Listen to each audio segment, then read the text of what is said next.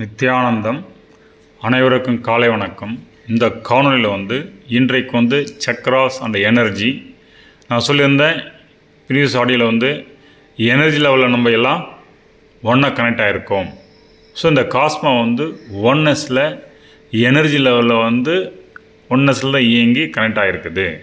So நம்ம அந்த energy லெவலில் நம்ம எப்படி பர்சீவ் பண்ணுறோமோ அதுக்கு தகுந்த மாதிரி நம்ம பர்செப்ஷன் கான்சியஸ் லெவல் வேரி ஆகுது. இது எப்படி நம்ம பாடிக்குள்ளே நடக்குது அப்படின்றத இந்த பிக்சரில் விளக்குறேன். இதில் பாருங்கள், டோட்டல் ஆரா பாடியை காமிச்சிருப்போம், ஒரு கோழி முட்டை மாதிரி. ஸோ இதில் நம்முடைய வேரியஸ் லேயர்ஸ் ஆஃப் பாடி காமிச்சிருப்போம். அப்போ வேரியஸ் லேயர்ஸ் ஆஃப் பாடிக்கு எப்படி எனர்ஜி லெவல் போகுதோ அதை பொறுத்து நமக்கு கான்சியஸ் லெவல் ஷிஃப்ட் ஆகும் ஹையர் டைமென்ஷன்ஸ்க்கு, வெர்டிக்கல் டைமென்ஷன்ஸ்க்கு. அப்போது உங்கள் ஆரா பாடி எவ்வளோக்கு எவ்வளோ எக்ஸ்பேண்ட் ஆகுதோ அந்தளவுக்கு உங்கள் கான்சியஸ் லெவல் ஹையர் லெவலில் போகுது. அப்போது இந்த உங்களுடைய ஆத்மா சோல் லெவலில் எப்படி இருக்குது, சக்ராஸ் லெவலில் அந்த எனர்ஜி எப்படி இருக்குது, அது வேரியஸ் கலர்ஸ் ரெப்ரசன்ட் காமிச்சிருக்குது. அதே மாதிரி உங்களுடைய டிஎன்ஏ ரெஃபரன்ஸ் சென்டருக்கு லெஃப்ட் சைடில் கீழே பார்த்தீங்கன்னா ஃபேமிலி ட்ரீ இந்த மாதிரி காமிச்சிருக்கும். அப்போது நம்ம எங்கேருந்து வந்தோம்னாக்கா நம்ம மூதாதையர்கள்லாம் தாத்தா பாட்டி அப்படியே போயிட்டே இருக்குது. அப்படியே ஆதித்துக்கு போனால் நம்ம மூதாதையர்னா அதுதான் சிவம். அந்த சிவத்தினுடையிலிருந்து நம்ம வெளிப்பட்டோம், நம்ம வந்திருக்கோம். அப்போ எவ்வளோக்கு எவ்வளோ நீங்கள் பின்னோக்கி போய் முடிந்து உங்களுடைய மெமரி ரீகால் பண்ணுறீங்களோ அந்தளவுக்கு உங்களோட டீப் லெவல் டிஎன்ஏ ஆக்டிவேட் ஆகுது. அந்த டீப் லெவல் டிஎன்ஏ எப்போ ஆக்டிவேட் ஆகுதுன்னா உங்களுடைய அக்னி தத்துவத்தை பொறுத்து இருக்குது. உங்களை அக்னிக்குள்ள உங்களுக்கு நல்லா வேலை செய்ய உங்களுடைய மெமரி நல்லா பாஸ் மெமரி நோக்கி போய் முடியும். நீங்கள் சிவனுடைய மெமரியை போய் அச்சீவ் பண்ணாக்கா நீங்கள் இறைநிலை ஆகிறீங்க அப்படின்றத புரிஞ்சுக்கலாம். அப்போது ஒவ்வொருத்தருக்கும் அவங்க பாஸ்ட் மெமரி எவ்வளோ ரீகால் பண்ணுறீங்களோ அதை பொறுத்து உங்களுக்கு இது நடக்குது. ஸோ இது இதே பிக்சரில் பார்த்தீங்கன்னா டிஎன்ஏ காமிச்சிருப்போம், செல்லு, அதில் ஆட்டம், மாலிகுல், அப்புறம் இந்த நம்ம பாடி அதில் சோல் இயங்குறது காமிச்சிருப்போம். இதில் சென்டரில் காஸ்மிக் எனர்ஜி ஃப்ளோ ஆகுது. இடகலப்பைங்களை டிஎன்ஏ ஃபங்க்ஷனில் காமிச்சிருக்குது. அப்போது சென்ட்ரல் ஃப்ளோ இடகலா பெண் தன்மை, பிங்களா ஆண் தன்மை. ஸோ இந்த சுழுமுனை அர்த்தநாரீஸ்வரா, இந்த சென்ட்ரல் நியூட்ரல் பொசிஷன் சிவத்தன்மை. இந்த 3 கண்டிஷனில் தான் நம்ம பாடி இயங்குது. இந்த பிரபஞ்சமும் அதே மாதிரி தான் இயங்குன்றது தான் ஏற்கனவே எனர்ஜி ஃப்ளோவில் உங்களுக்கு சொல்லியிருக்கேன். அப்போது இந்த பிரபஞ்சத்தில் நடக்கிற ஒவ்வொரு விஷயமும் ஒவ்வொரு காலகட்டத்தில் நம்மளுக்குள்ள சக்கராஸ் இன்க்ரீஸ் ஆகி நம்மளோட சக்கராஸ் பாடியில் பதிவாகுது. அதை மாதிரி பல பிக் பேங்கில் நடந்த விஷயங்கள் தான் ஒவ்வொரு சக்கரம் பதிவாயிட்டு அந்தந்த பீரியடுக்குரிய காலகட்டத்துடைய மெமரிஸ் எல்லாம் அதில் பதிவாகிருக்குது அந்த சக்கராஸில். அப்போது அது சற்றின் எழுத்து வடிவம் கொண்டு நம்ம உச்சரிக்கும் போது அதை பொறுத்து அந்த மெமரிஸ் நம்மளுக்கு ரிவீல் ஆகி கான்சியஸில் ஷிஃப்ட் ஆகிட்டு நம்ம டிஎன் லெவலில் டிஎன் லெவல் கனெக்ட் ஆகிட்டு நம்மளால் ஹையர் லெவல் திங்ஸ் ஓல்டு திங்ஸோ இல்லை ஃப்யூச்சரில் இருக்கிற விஷயங்களை நம்ம ரிட்ரைவ் பண்ண முடியும். அப்போது ப்ரெசண்ட்டில் இருந்த கூட நம்ம பாஸ்ட் ஃபியூச்சர் நித்தியத்துவ டைமென்ஷன் ப்ரெசண்ட் எவர் எக்ஸிஸ்டிங், அது ப்ரெசண்ட்டு தான். அப்போது நமக்காக பீயிங்களுக்கு நிரந்தரத்துவத்தில் வரும்போது தான் ஃபாஸ்ட்டு ஃப்யூச்சர்னு போகிறோம், ப்ரெசண்ட் இல்லை முடியாமல். அப்போது நம்ம ஒரு நிலை அடையும் போது இந்த ஃபாஸ்ட் ஃப்யூச்சரில் என்ன நடக்குன்றதை நம்மளால் அடைய முடியும், கான்சியஸ் ஷிஃப்ட் ஆக அப்படின்றத காமிச்சிருச்சு.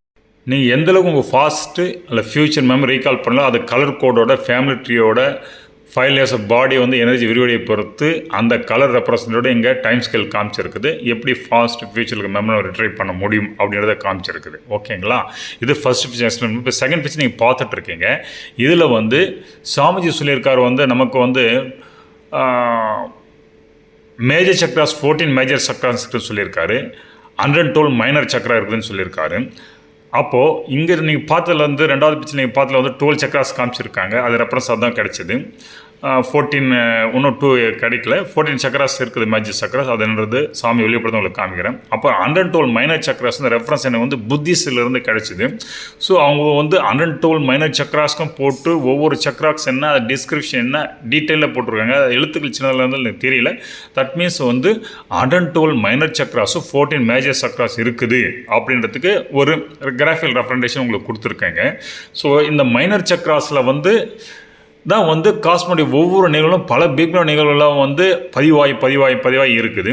அது மேஜரை ரெஃபரன்ஸ் பண்ணுறது இந்த 14 மேஜர் சக்கரம் நடக்குது. அந்த 14 மேஜர் சக்கராஸ் 7 சக்கராஸ் எர்த்து, அதை லோயர் லெவல் நடக்கிற விஷயங்கள்.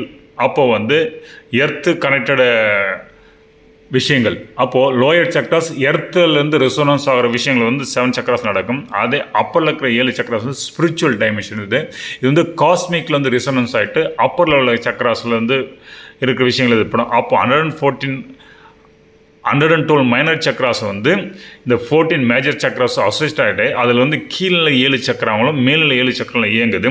அப்போ கீழ்நிலை இயங்குகிற 7 சக்ராஸை வந்து நம்ம வந்து ஃபிசிக்கல் கொஞ்சம் இன்பிட்வீன் ஸ்டேஜில் அப்ரோச் பண்ண முடியும்.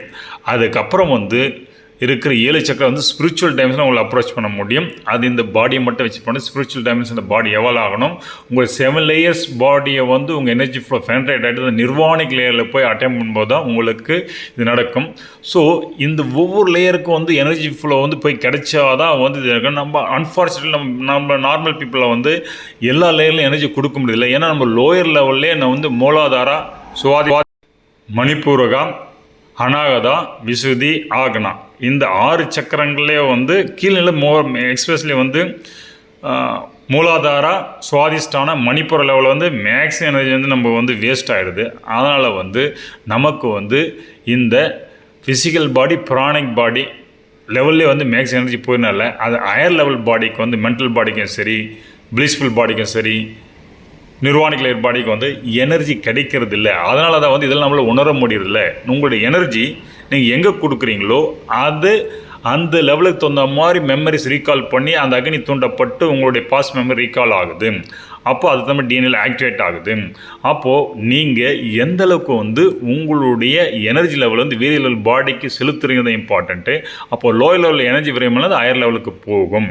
அப்போ நம்பர் ஆஃப் தாட்ஸ் குறைய உங்களுக்கு வந்து சமாதிகள் அடையும் போது உங்களுடைய எனர்ஜி வரையும் கம்மியாகிடும். அப்போ நிர்வாணிக் லேயர்லேருந்து நீங்கள் இந்த உலகத்தில் இருக்கிற எல்லா விஷயங்களையும் அறிய முடியும் அப்படின்றத வந்து இந்த பிக்சரில் சொல்லியிருக்கேன். இப்போ நீங்கள் பார்க்குற பிக்சர் வந்து இது வந்து கைலாச தர்ஷனம் சுவாமி எனக்கு குறித்தது. இந்த பிக்சரோட பல ரெப்ரசன்டேஷன் இருக்குது. ஆனால் இந்த காணொலிக்கு வந்து பார்த்திங்கன்னா இந்த நடராஜ தத்துவத்தில் ஃபுல்லாக விளைக்கிறப்ப அந்த பிக்சரை இதில் வந்து வெர்டிக்கல் ரிங்கு, ஆரியல் ரிங் 2 மட்டும் நீங்கள் எடுத்துக்கோங்க. இந்த வெர்டிக்கல் டைரக்ஷனில் எனர்ஜி ஃப்ளோ இருக்குது, ஆரியல் டைரக்ஷன் எனர்ஜி ஃப்ளோ இருக்குது. அது ரெப்ரசன்ட் பண்ணி தான் இங்கே இந்த பிக்சரை போட்டிருக்கேன்.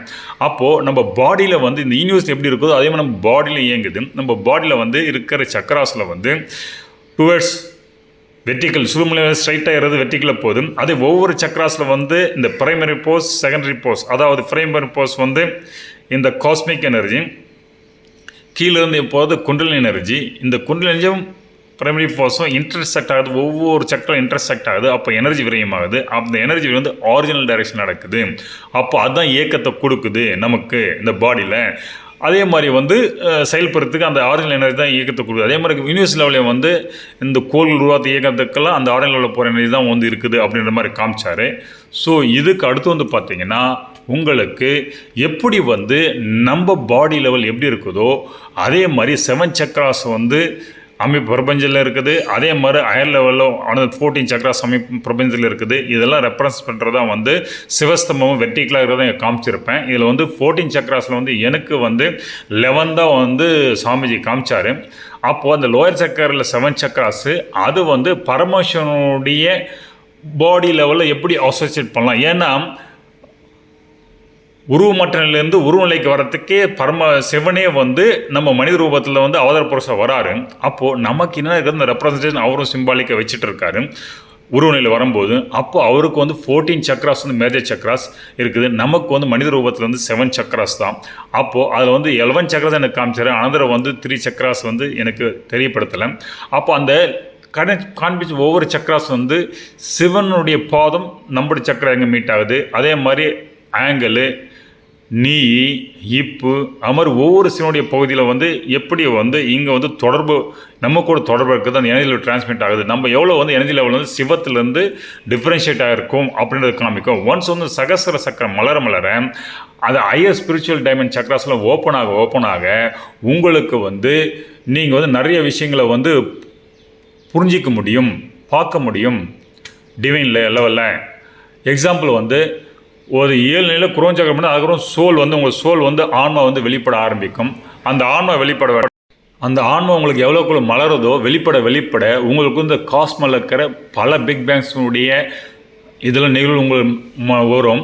அப்போது ஃபஸ்ட்டு வந்து சோலார் ஃபேமிலி நம்பர் இருக்கும், இந்த ஃபேமிலி லெவல், அதுக்கடுத்து அது இருக்கிற கேலக்ஸி லெவல், அதுக்கடுத்து அதுக்கு இருக்கிற யூனிவர்ஸ் லெவல், அப்புறமா அந்த யூனிவர்ஸ் மல்டிவர் கேலக்டிக்னாக்கா மல்டிவர்ஸ் லெவல், அந்த மல்டிவர்ஸ் லெவல் என்டிவர்ஸ் வந்து தெரியும்.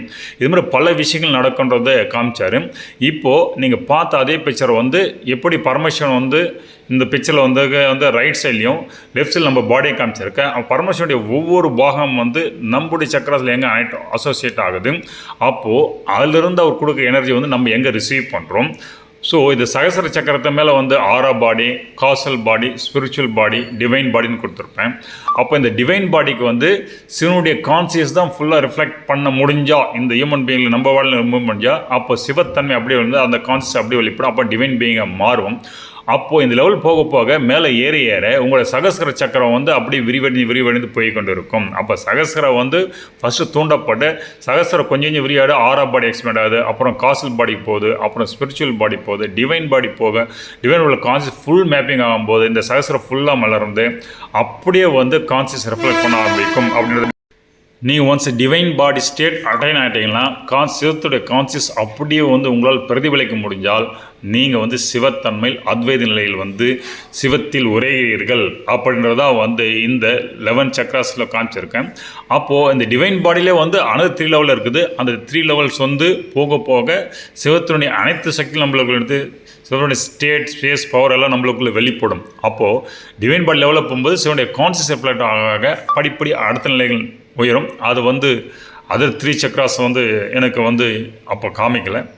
ஸோ ஆனால் அது மாதிரி இருக்குது. சாமி வந்து 14 சக்ராஸ் சொல்லியிருக்காரு, எனக்கு 11 சக்ராஸ் எனக்கு காமிச்சிருக்குது.